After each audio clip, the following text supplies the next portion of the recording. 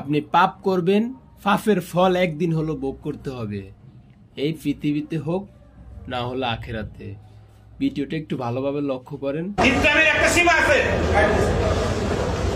কাজের কোথায় যান? কোথায় যান? লিফটে কেন লিফটে উঠেন না কেন? চালু হলে নাকি আপনি না বুঝতাম যে চালু হইবে না হবে। বাম পাশে কেন দাও? বাম পাশে কেন দাও কি? পাইলামে এই পাশে দাও ছিল না। বলে দোতলায় বলে তারপর চারতলায় উঠাইতেছেন। লিফট নাই, কিভাবে পাঁচতলা হেঁটে যাবে? মানুষকে কিভাবে ঝাড়ে দিতেছে। আরে ভাই, আপনারাই তো এইভাবে দুর্নীতি করেছেন। আপনাদের দুর্নীতির কারণেই এই লিফটটা কাজ সম্পূর্ণভাবে করতে পারেনি।